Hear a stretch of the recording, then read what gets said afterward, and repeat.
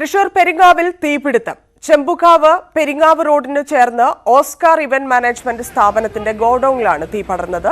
ഗതാഗതം പൂർണ്ണമായി തടസ്സപ്പെട്ടു. തീ അണയ്ക്കാനുള്ള ശ്രമം തുടരുകയാണ്.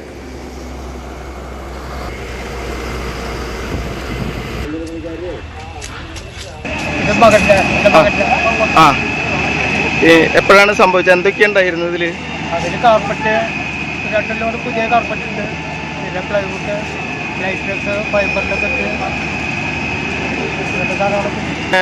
എങ്ങനെയാണ്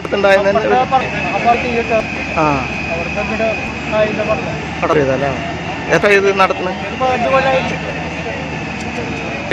ആളുകള് ഉണ്ടായിരുന്നോ?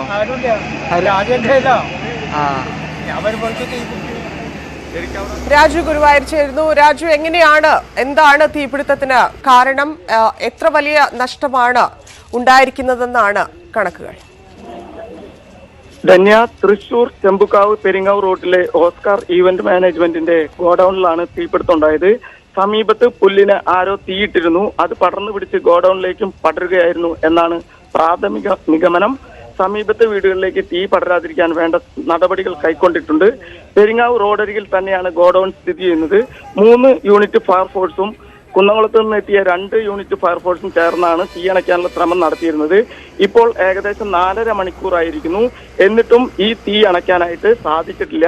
ഏകദേശം 20 യൂണിറ്റ് വെള്ളം കൊണ്ടുവന്നിട്ടും ഇപ്പോഴും തീ അണയ്ക്കാനായിട്ടില്ല.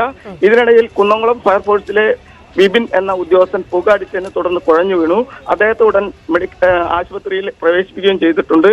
ഏകദേശം 2 കോടി രൂപയുടെ നഷ്ടമാണ് സംഭവിച്ചിട്ടുള്ളതെന്നാണ് പിതാവ് ഷംസുദ്ദീൻ പറയുന്നത്. ഉടമയുടെ പിതാവ് ഷംസുദ്ദീൻ നമ്മളോട് വെളിപ്പെടുത്തിയിരിക്കുന്നത്. സംഭവ സ്ഥലത്തെ റോഡിലൂടെയുള്ള ഗതാഗതം പൂർണ്ണമായും നിരോധിച്ചിട്ടുണ്ട്. ഗോഡൌൺ ആയതുകൊണ്ടും അടച്ചിട്ടിരുന്നതുകൊണ്ടും ആളപായമില്ല എന്നുള്ളതാണ് സന്തോഷകരമായ ഒരു കാര്യം. പോലീസ് സംഭവ സ്ഥലത്തെത്തി സ്ഥിതിഗതികൾ നിയന്ത്രണ വിധേയമാക്കിയിട്ടുണ്ട്. റോഡിലും പരിസരത്തും പുക നിറഞ്ഞിരിക്കുകയാണ്.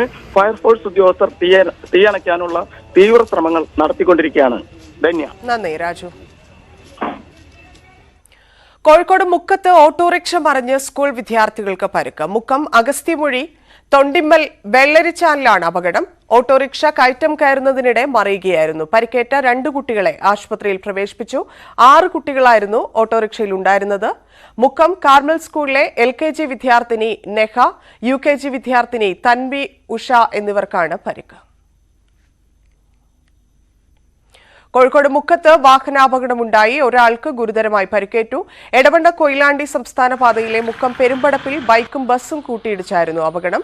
ഓമശ്ശേരി ഭാഗത്തുനിന്ന് മുക്കത്തേക്ക് പോവുകയായിരുന്ന ബസ്സും മുക്കം ഭാഗത്തുനിന്ന് ഓമശ്ശേരിയിലേക്ക് വന്ന ബുള്ളറ്റും കൂട്ടിയിടിച്ചാണ് അപകടമുണ്ടായത്.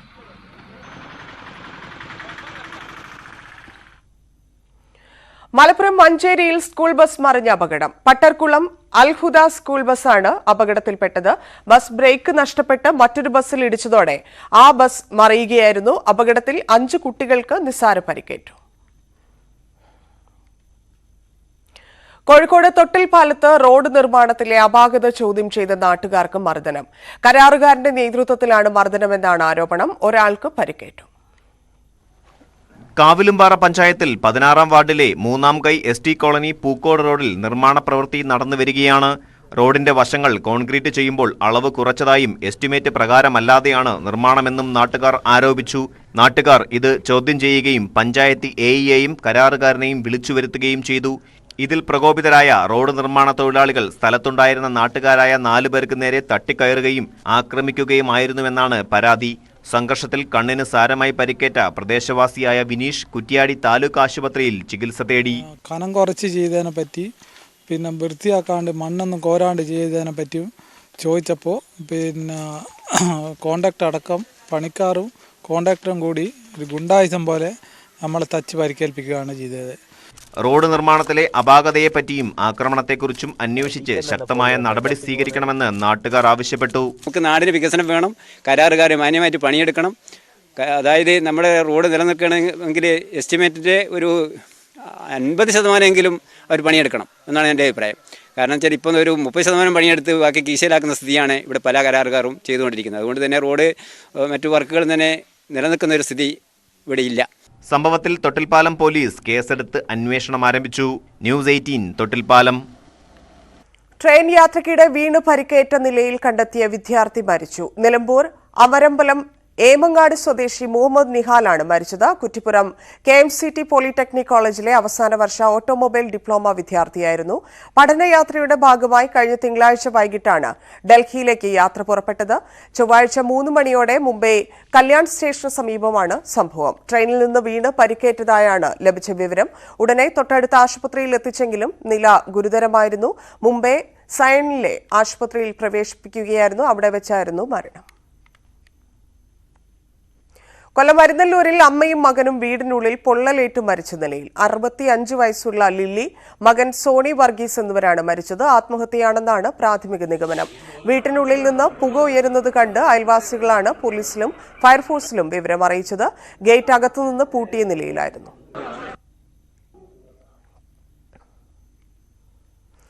ആന്റണി രാജു ഉൾപ്പെട്ട തൊണ്ടിമുതൽ കേസ് ഹൈക്കോടതി റദ്ദാക്കി. സാങ്കേതിക കാരണങ്ങൾ ചൂണ്ടിക്കാട്ടിയാണ് കേസ് റദ്ദാക്കിയത്.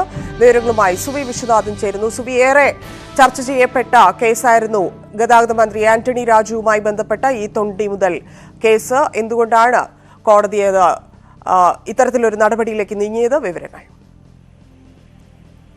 മന്ത്രി ആന്റണി രാജു പ്രതിയായ തൊണ്ടിമുതൽ കേസിൽ ഇപ്പോൾ മന്ത്രിക്ക് ആശ്വാസമുള്ള ഒരു വിധിയാണ് ഹൈക്കോടതിയിൽ നിന്ന് ഉണ്ടായിരിക്കുന്നത്.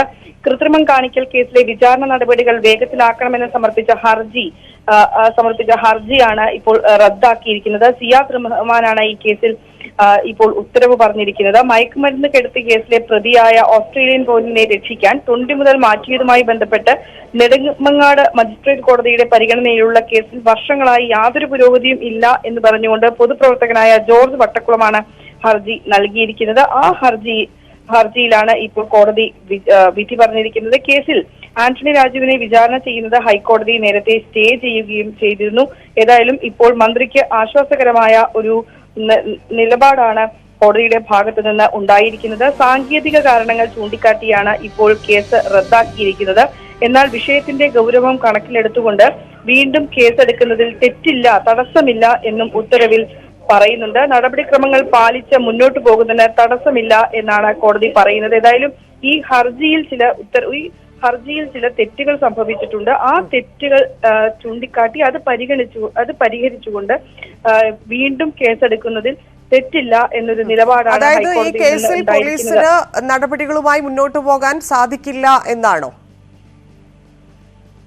ഈ കേസിന്റെ വിചാരണ നെടുമങ്ങാട് കോടതിയിലാണ് നടക്കേണ്ടിയിരുന്നത്. ആന്റണി രാജുവിനെ വിചാരണ ചെയ്യണം എന്നതുൾപ്പെടെയുള്ള കാര്യങ്ങളാണ് ഈ ഹൈക്കോടതിയിൽ ഹർജിയായി വന്നത്. വളരെ കാലമായി ഈ കേസ് ഈ നെടുമങ്ങാട് കോടതിയുടെ പരിഗണനയിലിരിക്കുന്നു. പക്ഷെ വിചാരണ നടക്കുന്നില്ല എന്നായിരുന്നു ഹർജിയിൽ ഉന്നയിച്ചിരുന്ന ഒരു കാര്യം. ആ കേസിൽ തൽക്കാലത്തേക്ക് ആന്റണി രാജു മന്ത്രിയെ അറസ്റ്റ് ചെയ്യേണ്ടതില്ല എന്ന് പറഞ്ഞുകൊണ്ടൊരു സ്റ്റേ ഓർഡർ നേരത്തെ ഹൈക്കോടതി പുറപ്പെടുവിച്ചിരുന്നു. അതിനുശേഷമാണ് ഇപ്പോൾ ഈ കേസിൽ ഒരു വിധി പ്രസ്താവം കോടതിയുടെ ഭാഗത്തു നിന്ന് ഉണ്ടായിരിക്കുന്നത്. മന്ത്രിക്ക് ആശ്വാസകരമായിരുന്ന ഒരു തീരുമാനമാണ് ഇപ്പോൾ കോടതിയുടെ ഭാഗത്തു നിന്ന് ഉണ്ടാകുന്നത്.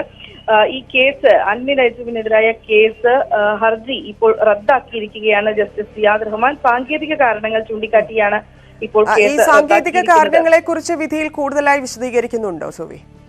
നിലവിൽ നമുക്ക് ആ വിവരങ്ങളിലേക്ക് എത്തിയിട്ടില്ല. കോടതി ഇപ്പോൾ ഉത്തരവ് പറഞ്ഞുകൊണ്ടിരിക്കുകയാണ്. എന്നാൽ വിഷയത്തിന്റെ ഗൗരവം കണക്കിലെടുത്ത് വീണ്ടും കേസെടുക്കുന്നതിൽ തടസ്സമില്ല എന്ന് കോടതി പറഞ്ഞിട്ടുണ്ട്. നടപടിക്രമങ്ങൾ പാലിച്ച് മുന്നോട്ട് പോകുന്നതിന് തടസ്സമില്ല എന്നും കോടതി ചൂണ്ടിക്കാട്ടിയിട്ടുണ്ട്. ഏതായാലും താൽക്കാലികമായി ആന്റണി രാജുവിനെതിരായ കേസ് ഹൈക്കോടതി ഇപ്പോൾ റദ്ദാക്കിയിരിക്കുകയാണ്. ആന്റണി രാജുവിന് ആശ്വാസകരമാകും എന്ന് പറയുമ്പോഴും ആ സമയത്ത് നമുക്കറിയാം പ്രതിപക്ഷമൊക്കെ വലിയ ആയുധമാക്കിയ ഒരു കേസ് കൂടിയായിരുന്നു ഇത്. പക്ഷെ പൂർണ്ണമായിട്ട് ആന്റണി രാജുവിന് ഈ കേസിൽ നിന്ന് മാറാനുള്ള സാധ്യതയാണോ ഇതിൽ തെളിയുന്നത്? തീർച്ചയായും അങ്ങനെ പറയാൻ ഇപ്പോൾ ഈ സാഹചര്യത്തിൽ കഴിയില്ല ധന്യ. കാരണം വിഷയം ഗൗരവമുള്ളതാണ്. ആ വിഷയത്തിന്റെ ഗൗരവം കണക്കിലെടുത്തുകൊണ്ട് ഇനി വീണ്ടും കേസെടുക്കുന്നതിൽ തടസ്സമില്ല എന്നാണ് കോടതി ചൂണ്ടിക്കാണിച്ചിരിക്കുന്നത്. നടപടിക്രമങ്ങൾ പാലിച്ച് മുന്നോട്ട് പോകുന്നതിൽ തടസ്സമില്ല എന്നും കോടതി പറയുന്നുണ്ട്. എന്തെല്ലാം കാരണങ്ങൾ ചൂണ്ടിക്കാട്ടിയാണ് ഇപ്പോൾ ഈ കേസ് റദ്ദാക്കിയിരിക്കുന്നത് എന്ന് വ്യക്തമല്ല. ആ കാരണങ്ങൾ അറിഞ്ഞാൽ മാത്രമായിരിക്കും നമുക്ക് ബാക്കി, അതായത് ഇത് ആശ്വാസകരമാണോ മന്ത്രിക്ക് കൂടുതലായി സംഭവിക്കുക, അതോ ഇനി വീണ്ടും കേസെടുക്കുമോ, അത്തരം കാര്യങ്ങളിലേക്ക് എത്താൻ കഴിയുകയുള്ളൂ. ഏതായാലും ഇപ്പോൾ ഹൈക്കോടതിയിൽ നിന്ന് ഉണ്ടായിരിക്കുന്നത് മന്ത്രിക്ക് അനുകൂലമായ ഒരു വിധിയാണ്. മനസ്സിലായി. എന്തുകൊണ്ടാണ് പോലീസിന് കേസെടുക്കാൻ ഇതിൽ അധികാരമില്ല എന്ന് കോടതി പറഞ്ഞിരിക്കുന്നത്? തന്നെ ഇത് വിചാരണയിൽ ഇരിക്കുന്ന കേസാണ്. പോലീസ് കേസെടുത്ത് അന്വേഷണം നടത്തി അതിനുശേഷം കുറ്റപത്രം സമർപ്പിച്ച ഒരു കേസാണ്. ആ കുറ്റപത്രം സമർപ്പിച്ചതിന് ശേഷമാണ് കേസിന്റെ വിചാരണ ആരംഭിച്ചത്. പക്ഷെ വിചാരണ നെടുമങ്ങാട് കോടതിയിലാണ് നടക്കേണ്ടത്. പക്ഷെ ആ നടപടി ക്രമങ്ങൾ എത്ര കാലമായിട്ടും ആ വിചാരണ നടക്കുന്നുണ്ടായിരുന്നില്ല. വിചാരണ നടക്കുന്നില്ല. ഈ വിചാരണ നടക്കാത്തത് ചൂണ്ടിക്കാട്ടിയാണ് പൊതുപ്രവർത്തകൻ ഹൈക്കോടതിയെ സമീപിച്ചത്. കേസിൽ ആന്റണി രാജുവിനെ വിചാരണ ചെയ്യണം എന്നും ആവശ്യപ്പെട്ടിരുന്നു ഈ പൊതുപ്രവർത്തകനായ ജോർജ് വട്ടുകുളം. അദ്ദേഹത്തിന്റെ ഹർജിയാണ് ഹൈക്കോടതി പരിഗണിച്ചത്. ആ ഹർജിയിൽ വാദം കേട്ടതിന് ശേഷമാണ് ഇപ്പോൾ ഹൈക്കോടതി ഒരു തീർപ്പ് കൽപ്പിച്ചിരിക്കുന്നത്. ആ തീർപ്പ് കൽപ്പിച്ചതാണ് താൽക്കാലികമായി മന്ത്രി ആന്റണി രാജുവിന് ആശ്വാസകരമായിരുന്ന ആശ്വാസകരമാകുന്ന ഒരു വിധി കോടതിയുടെ ഭാഗത്തു നിന്ന് ഉണ്ടായിരിക്കുന്നത്. ക്രിമിനൽ നടപടി ചട്ടം വകുപ്പ് 195 ഉപവകുപ്പ് 1B പറയുന്ന കോടതി വിചാരണയിൽ ഇരിക്കുന്ന തെളിവുകളിൽ നടക്കുന്ന കൃത്രിമവുമായി ബന്ധപ്പെട്ട് എടുക്കേണ്ട കേസുകളും നടപടിക്രമങ്ങളും പരിശോധിച്ച് ഹൈക്കോടതി രജിസ്ട്രിക്ക് ഉചിതമായ നടപടികൾ എടുക്കാം എന്നാണ് കോടതി പറഞ്ഞിരിക്കുന്നത്. ഏതായാലും ഈ കേസ് ആന്റണി രാജുവിന് താൽക്കാലികമായ ഒരു ആശ്വാസമാണ് കോടതിയിൽ നിന്ന് ഉണ്ടായിരിക്കുന്നത്. വേണമെങ്കിൽ വിഷയത്തിന്റെ ഗൗരവം കണക്കിലെടുത്തുകൊണ്ട് വീണ്ടും കേസെടുക്കുന്നതിൽ തടസ്സമില്ല എന്ന് കോടതി പറഞ്ഞിട്ടുണ്ട്. പക്ഷെ നടപടിക്രമങ്ങൾ പാലിക്കണം. കോടതി വിചാരണയിൽ ഇരിക്കുന്ന തെളിവുകളിൽ നടക്കുന്ന കൃത്രിമവുമായി ബന്ധപ്പെട്ട് എടുക്കേണ്ട കേസുകൾ നടപടിക്രമങ്ങളും പരിശോധിച്ച് ഇനി വീണ്ടും ഹൈക്കോടതി രജിസ്ട്രാർക്ക് ഉചിതമായ നടപടിയെടുക്കാം എന്നാണ് ഹൈക്കോടതി ഇപ്പോൾ വ്യക്തമാക്കിയിരിക്കുന്നത്. ധന്യ. ശരി, നന്ദി സുവി. ആന്റണി രാജു ഉൾപ്പെട്ട തൊണ്ടിമുതൽ കേസാണ് ഹൈക്കോടതി റദ്ദാക്കിയിരിക്കുന്നത്. സാങ്കേതിക കാരണങ്ങൾ ചൂണ്ടിക്കാട്ടിയാണ് കേസ് ഇപ്പോൾ റദ്ദാക്കിയിരിക്കുന്നത്. മറ്റു വാർത്തകളിലേക്ക്. കോഴിക്കോട് ഫ്ളാറ്റിൽ നിന്ന് വീണ് ഡോക്ടർ മരിച്ചു. മാഹി സ്വദേശി ഷദ റഹ്മാനാണ് മരിച്ചത്. 24 വയസ്സായിരുന്നു. വെള്ളയിലിന് സമീപത്തെ ഫ്ളാറ്റിലായിരുന്നു അപകടം. 12ാം നിലയിൽ നിന്നാണ് ഷദ താഴേക്ക് വീണത്. സംഭവത്തിൽ വെള്ളയിൽ പോലീസ് അന്വേഷണം നടത്തുന്നു. കോടികൾ മുടക്കി പണിത കാസർകോട്ടെ ടാറ്റ ആശുപത്രി പൂർണ്ണമായും പൊളിച്ചു നീക്കും. ടാറ്റ നിർമ്മിച്ച കണ്ടെയ്നറുകൾ ജില്ലയിലെ കാലാവസ്ഥയ്ക്ക് അനുയോജ്യമല്ല എന്ന് ചൂണ്ടിക്കാട്ടിയാണ് നടപടി. പുതിയ കെട്ടിടങ്ങളും സൗകര്യങ്ങളും ഒരുക്കാൻ സർക്കാർ 23 കോടി രൂപ അനുവദിച്ചു. 30 വർഷത്തേക്ക് ഉപയോഗിക്കാമെന്ന് പറഞ്ഞ് കോടികൾ മുടക്കി ചട്ടഞ്ചാലിൽ പണിതീർത്ത ടാറ്റ കോവിഡ് ആശുപത്രിയുടെ കണ്ടെയ്നറുകൾ പൂർണ്ണമായും പൊളിച്ചു നീക്കും. ടാറ്റയുടെ നിർമ്മിതി ജില്ലയുടെ കാലാവസ്ഥയ്ക്ക് അനുയോജ്യമല്ല എന്ന കാരണത്താലാണ് നടപടി. പകരം പുതിയ കെട്ടിടങ്ങൾ നിർമ്മിക്കാൻ സർക്കാർ 23 കോടി രൂപ അനുവദിച്ചു. 2.5 വർഷം മുമ്പ് 60 കോടി രൂപ ചിലവിട്ട് 81,000 ചതുരശ്ര അടിയിൽ 124 കണ്ടെയ്നറുകൾ ടാറ്റ പണിതു. സർക്കാരിന് സൗജന്യമായി കൈമാറിയ ആശുപത്രി കെട്ടിടം കൃത്യമായ അറ്റകുറ്റപ്പണിയോ പരിചരണമോ ഇല്ലാത്തതാണ് ഉപയോഗശൂന്യമാകാൻ കാരണം. കെട്ടിടം ഇനി പ്രവർത്തന സാധ്യമല്ലാത്ത അവസ്ഥയിലാണെന്ന് ജില്ലാ ലീഗൽ സർവീസ് അതോറിറ്റി സുപ്രീംകോടതിയിൽ സമർപ്പിച്ച റിപ്പോർട്ടിലും വ്യക്തമാക്കിയിരുന്നു. ടാറ്റ ഹോസ്പിറ്റലിൽ ക്രിട്ടിക്കൽ കെയർ യൂണിറ്റ് ആരംഭിക്കുന്നതിനായി 23 കോടി രൂപയാണ് സംസ്ഥാന സർക്കാർ അനുവദിച്ചത്. ന്യൂസ് 18 കാസർഗോഡ്. കൊല്ലം ജില്ലാ പഞ്ചായത്ത് പ്രസിഡന്റ് സ്ഥാനത്തേക്ക് നടന്ന തെരഞ്ഞെടുപ്പിൽ ഇടതുമുന്നണി സ്ഥാനാർത്ഥി ഡോക്ടർ പി.കെ. ഗോപൻ വിജയിച്ചു. ആകെ പോൾ ചെയ്ത 26 വോട്ടിൽ പി.കെ. ഗോപൻ 23 വോട്ട് നേടി. യു.ഡി.എഫ് സ്ഥാനാർത്ഥി അഡ്വക്കേറ്റ് ബ്രിജേഷ് എബ്രഹാം 3 വോട്ട് നേടി. ലഹരി ഉപയോഗിച്ചതിന് ശേഷം വാഹനം ഓടിക്കുന്നവരെ പിടികൂടാൻ മലപ്പുറത്ത് ആൽക്കോ സ്കാൻ വാൻ എത്തി. ഏത് തരം ലഹരി ഉപയോഗിച്ച് വാഹനം ഓടിച്ചാലും ആൽക്കോ സ്കാൻ അത് കണ്ടെത്തും. ഉപയോഗിച്ച ലഹരി വസ്തു എന്താണെന്ന് കൃത്യമായി മനസ്സിലാക്കാനും സാധിക്കും. മെഡിക്കൽ സെന്ററിൽ കൊണ്ടുപോകാതെ വാനിൽ വെച്ച് തന്നെ ഫലം അറിയാൻ സാധിക്കുമെന്ന് അധികൃതർ അറിയിച്ചു. ആനപ്പേടിയിൽ ഇടുക്കി ഉപ്പുതറ വളക്കോട് പാലക്കാവ് നിവാസികൾ കഴിഞ്ഞ ദിവസം ആനക്കൂട്ടം വ്യാപകമായി കൃഷി നശിപ്പിച്ചു. വനമേഖല കടന്നാണ് കാട്ടാന കൃഷിയിടത്തിലെത്തുന്നത്. വാഴകൃഷിയാണ് നശിപ്പിച്ചത്. കാട്ടാനകൾ ജനവാസ മേഖലയിലെത്തുന്നത് ഭീതി പരത്തുന്നുണ്ട്.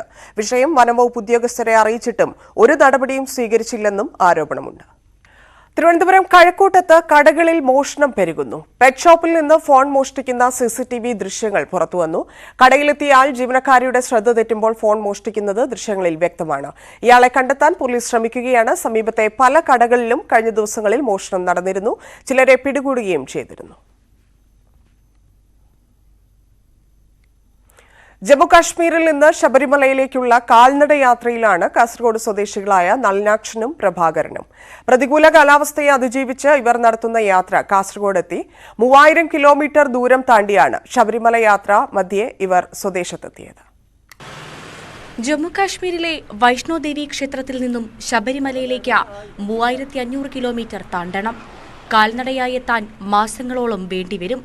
എന്നാൽ കാസർകോട് രാംദാസ് നഗർ സ്വദേശികളായ നളിനാക്ഷന്റെയും പ്രഭാകരന്റെയും ദൃഢനിശ്ചയത്തിന് മുന്നിൽ ഇതൊന്നും ഒരു തടസ്സമേയല്ല. നവംബർ 30-ന് കാസർകോട് നിന്നും കാശ്മീരിലേക്ക് ട്രെയിൻ കയറി. തുടർന്ന് വൈഷ്ണോദേവി ക്ഷേത്രത്തിൽ നിന്നും കെട്ടുനിറച്ച ശബരിമലയിലേക്ക് കാൽനടയായി പുറപ്പെട്ടു. 93 ദിവസം കൊണ്ട് 3000 കിലോമീറ്റർ ദൂരം താണ്ടിയാണ് ഇവർ കാസർകോട് എത്തിയത്. മകളുടെ രോഗശാന്തിക്കായി നേർന്നതാണ് ഈ യാത്രയെന്നും ഒരുപാട് പ്രതിസന്ധികൾ ഉണ്ടായെങ്കിലും അതിനെയെല്ലാം തരണം ചെയ്താണ് യാത്ര തുടർന്നതെന്നും ഇവർ പറയുന്നു. ഞങ്ങൾ ഇവിടുന്ന് കാസർഗോഡ് നിന്ന് 2 പേര് ശബരിമല യാത്രയായിട്ട് അനുബന്ധിച്ചിട്ട് ഞങ്ങളായിട്ട് എൻ്റെ മോക്ക് വേണ്ടിയിട്ട് ഒരു പാദയാത്ര തീരുമാനിച്ചിട്ടുണ്ടായിരുന്നു. അത് ജമ്മു കാശ്മീർ വൈഷ്ണവി ദേവി ക്ഷേത്രത്തിൽ നിന്ന് അവിടുന്ന് 3 മാസം 3 ദിവസം കൊണ്ട് നമ്മളിപ്പോൾ കെട്ടും നിറച്ചിട്ട് അവിടുന്ന് ഇവിടത്തേക്ക് നാട്ടിലേക്ക് എത്തിയിട്ടുണ്ട്. നാട്ടിലേക്ക് എത്തിയിട്ട് ഇനിയിപ്പോൾ ഇവിടുന്ന് ഒരു 10-12 ദിവസം ഇവിടെ തങ്ങിയിട്ട് ഗോപാലകൃഷ്ണ അമ്പലത്തിൽ തങ്ങിയിട്ട് ഇവിടുന്ന് ശബരിമലക്ക് മാർച്ച് 28-ാം തീയതി ഇവിടുന്ന് പുറപ്പെടാൻ വേണ്ടി തീരുമാനിച്ചിട്ടുണ്ട്. പോയിട്ട് അവിടെ അഭിഷേകം കാര്യങ്ങളെല്ലാം ചെയ്തിട്ട് നാട്ടിലേക്ക് തിരിച്ചു വരാൻ വേണ്ടിയിട്ട് ദൈവത്തോട് പ്രാർത്ഥിക്കുന്നു. ഉത്തരേന്ത്യയിലെ അതികഠിനമായ തണുപ്പിനെയും തുടർന്ന് ഇങ്ങോട്ട് കടുത്ത വേനൽ ചൂടിനെയും അതിജീവിച്ചു. ഉത്തരേന്ത്യൻ സംസ്ഥാനങ്ങളിലൂടെയുള്ള കാൽനടയാത്ര മറക്കാനാവാത്ത അനുഭവമാണെന്ന് ഇവർ പറയുന്നു. കാസർകോട്ടെ വിവിധ ക്ഷേത്രങ്ങളിൽ ദർശനം നടത്തി. മാർച്ച് 28-ന് കാൽനടയായി ശബരിമല യാത്ര തുടരും. ന്യൂസ് 18 കാസർകോട്. തിരുവനന്തപുരം പൂങ്കുളത്ത് മണ്ണിടിഞ്ഞ് വീണ് മരിച്ചയാളെ തിരിച്ചറിഞ്ഞു. വെള്ളായണി സ്വദേശി ജയകുമാറാണ് മരിച്ചത്. കഴിഞ്ഞ ദിവസം നിർമ്മാണ പ്രവർത്തനത്തിനിടെയാണ് മണ്ണിടിച്ചിലുണ്ടായത്. അപകടത്തിൽപ്പെട്ട മറ്റൊരാളെ രക്ഷപ്പെടുത്തിയിരുന്നു.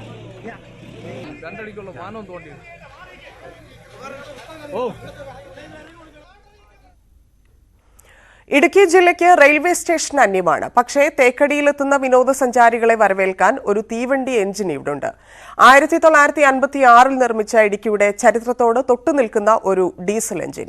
തേക്കടിയിലെ ഒരു സ്വകാര്യ റിസോർട്ടിൽ എത്തിച്ചിരിക്കുന്ന തീവണ്ടി എഞ്ചിൻ കാണാൻ നിരവധി ആളുകളാണ് എത്തുന്നത്. വ്യാവസായിക ആവശ്യത്തിനായി 1956-ൽ നിർമ്മിച്ച തീവണ്ടി എഞ്ചിനാണിത്.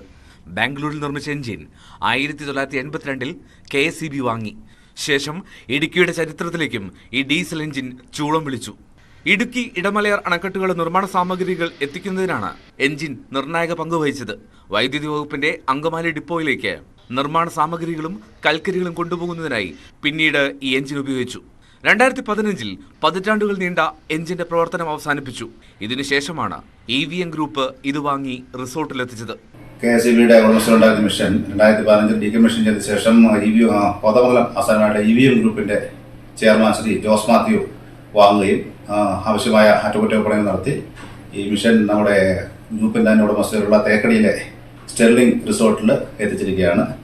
ഇവിടെ ഇത് പ്രധാനമായിട്ടും നമ്മൾ പ്രദർശിപ്പിച്ചിരിക്കുന്നത് വരുന്ന വിനോദസഞ്ചാരികൾക്ക് കാണുവാനും വിനോദസഞ്ചാരികൾ കൂടാതെ നമ്മുടെ പൊതുജനങ്ങൾക്കും കാണാനുള്ള അവസരങ്ങളും ഫോട്ടോ എടുക്കുകയും മിഷനെ പറ്റി മനസ്സിലാക്കാനുള്ള അവസരം ഒരുക്കിയിട്ടുണ്ട്. സംസ്ഥാനത്തെ വളരെ കുറച്ച് വ്യവസായ എഞ്ചിനുകളിലൊന്നാണിത്. ഗിയറോട് കൂടിയ ഹൈഡ്രോളിക് ട്രാൻസ്മിഷനാണ് പ്രത്യേകത. ട്രെയിൻ എഞ്ചിൻ കാണാൻ റിസോർട്ടിൽ സഞ്ചാരികൾക്ക് പുറമെ തദ്ദേശീയരായ നിരവധി പേരും എത്തുന്നു. ന്യൂസ് 18 ഇടുക്കി. കോഴിക്കോട് മരുതോങ്കരയിൽ പഞ്ചായത്തിന്റെ പുതിയ കെട്ടിടത്തിന്റെ ശിലാസ്ഥാപനം നടന്നു. മന്ത്രി PA മുഹമ്മദ് റിയാസ് ശിലാസ്ഥാപനം നടത്തി. തദ്ദേശ സ്ഥാപനങ്ങളെ ശക്തിപ്പെടുത്തുകയാണ് സർക്കാരിന്റെ ലക്ഷ്യമെന്ന് മന്ത്രി പറഞ്ഞു. മന്ത്രി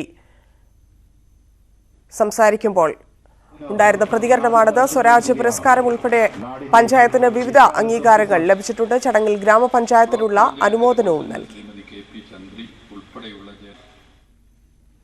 14 വർഷമായി ഇലക്ട്രിക് മെക്കാനിക്കായി ജോലി ചെയ്യുകയാണ് ഇടുക്കിയിലെ മേരി ജോസഫ്.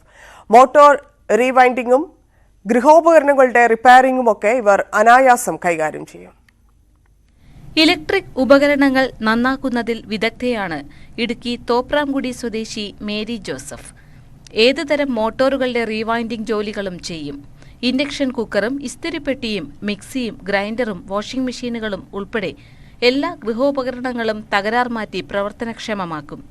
ഒരു കാലത്ത് പുരുഷന്മാർ മാത്രം കൈകാര്യം ചെയ്തിരുന്ന തൊഴിൽ മേഖല തനിക്കും അനായാസം വഴങ്ങുമെന്ന് മേരി ജോസഫ് പറയുന്നു. ഞാൻ 14 വർഷമായി ഈ ഫീൽഡിൽ ഇങ്ങനെ ജോലി ചെയ്യാൻ തുടങ്ങിയിട്ട്. അപ്പോൾ രാവിലെ കുഞ്ഞുങ്ങൾ എനിക്ക് 5 പേരുണ്ട്. അവരെല്ലാവരും സ്കൂളിൽ പറഞ്ഞു വിട്ടിട്ട് അവരുടെ കൂടെ തന്നെ രാവിലെ കയറും. ഓരോ 9 മണിയൊക്കെ ആകുമ്പോഴത്തേക്കിനും തുടങ്ങിയാൽ ഞങ്ങൾ വൈകിട്ട് കുഞ്ഞുങ്ങൾ വരുമ്പോഴത്തേക്കിനും ചിലപ്പോൾ തിരക്കാണെങ്കിൽ വീട്ടിൽ ചെല്ലില്ല, ഇല്ല എങ്കിൽ വീട്ടിൽ ചെല്ലും, അല്ലെങ്കിൽ ഞാനൊരു 7, 7:30, 8 വരെയൊക്കെ ഇവിടെ കാണും. ഭർത്താവ് സോണിയുടെ ഒപ്പം ഇരുന്നാണ് ജോലി കണ്ടുപഠിച്ചത്. തോപ്രാംകുടിക്ക് പുറമെ തങ്കമണിയിലും മേലേച്ചിന്നാറിലും ഇവർക്ക് സഹോദര സ്ഥാപനങ്ങളുണ്ട്. ജോലിയുടെ ബാഹുല്യമനുസരിച്ച് ഈ 3 സ്ഥലങ്ങളിലും മാറി മാറിയെത്തി ഉപകരണങ്ങൾ റിപ്പയർ ചെയ്ത് നൽകും. സ്ഥിര പരിശ്രമവും അർപ്പണ മനോഭാവവും ഉണ്ടെങ്കിൽ സ്ത്രീകൾക്ക് ഏത് മേഖലയും കീഴടക്കാൻ ആകുമെന്ന് പറയുകയാണ് മേരി. ന്യൂസ് 18 ഇടുക്കി. പ്രതിപക്ഷ നേതാവ് വി ഡി സതീശൻ മാധ്യമങ്ങളെ കാണുന്നു. തത്സമയം.